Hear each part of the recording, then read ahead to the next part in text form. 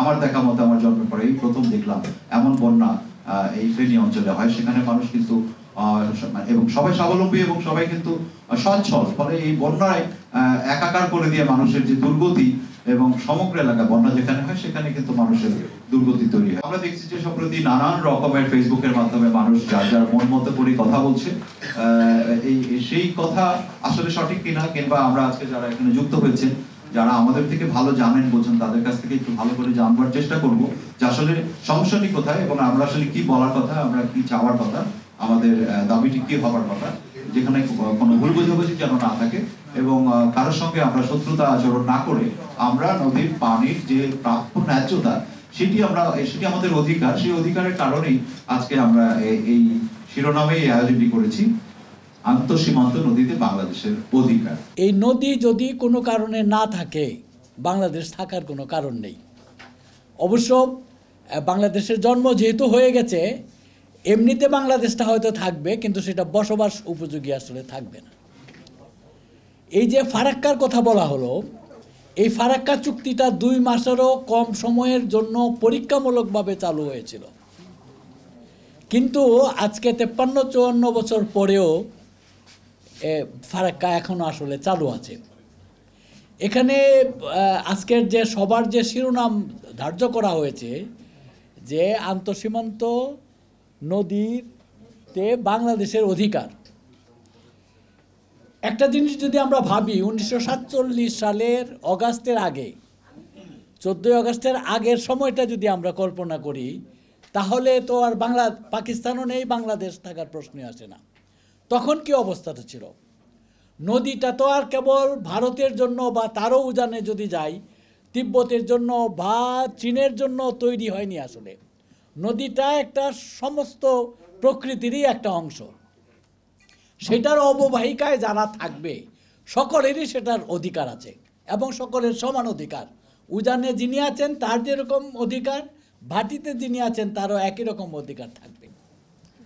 আমরা যখন এই আলোচনা করছি তখন পূর্বাঞ্চলের 12টি জেলার জনগণ তারা বন্যায় সর্বস্ব হারিয়েছেন এবং তারা বিভিন্ন কষ্ট এবং প্রতিকূল অবস্থার সঙ্গে লড়ছেন।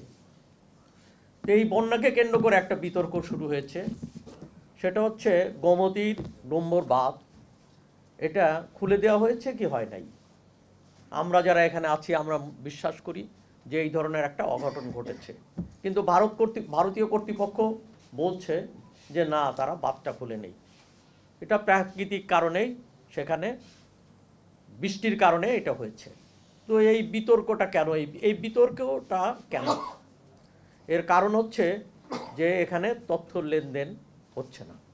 এখানে একটা গ্যাপ তৈরি হয়েছে, অর্থাৎ আন্তর্জাতিক নদী, অভিন্ন নদী যেখানে 2 দেশ, সেখানে ব্যবস্থাপনা হওয়া উচিত ছিল একক ব্যবস্থাপনা, 2 দেশের একক ব্যবস্থাপনা।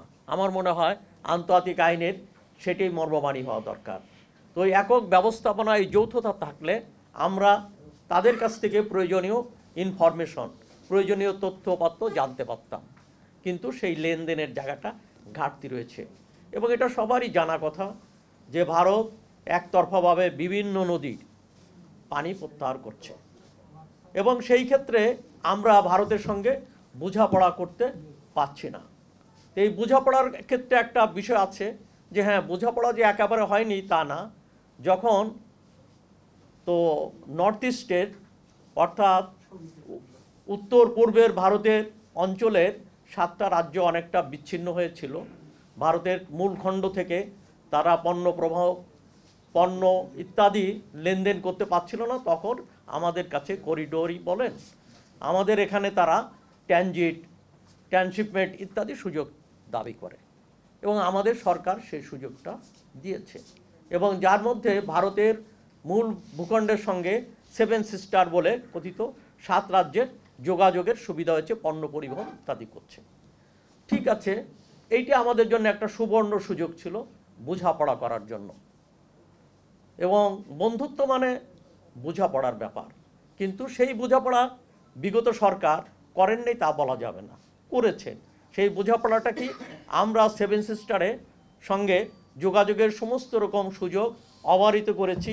বিনিময়ে সেই সময়ের সরকার, শেখ হাসিনার সরকার, ভারতের কাছ থেকে নিরাপদ থাকার এবং তাকে ক্ষমতায় থাকার সুবিধা গ্রহণ করেছেন, সমর্থন নিয়েছেন। অর্থাৎ একটা এই ধরনের বোঝাপড়া হয়েছে, রাষ্ট্রীয় স্বার্থে নয়, দলীয় স্বার্থে বোঝাপড়া হয়েছে যে লোক দেখানো নির্বাচন, রাতের ভোট দিনের নির্বাচন ইত্যাদি করবেন, ভারত সমর্থন জানাবে। তো এই সমর্থনের বিনিময়ে আমরা এই সুযোগটা করে দিয়েছি, কিন্তু জনস্বার্থে, দেশের স্বার্থে যেটা প্রয়োজন ছিল সেটা হলো আমরা এক ধরনের বোঝাপড়া করার মধ্য দিয়ে নদীর ক্ষেত্রে অনেকটা অধিকার আদায় করে নিতে পারতাম এবং নদীর ক্ষেত্রে, ব্যবস্থাপনার ক্ষেত্রে যৌথতা এটা চালু করতে পারতাম, কিন্তু সেটা আমরা বোঝাপড়ার সেই ক্ষেত্রটা করিনি।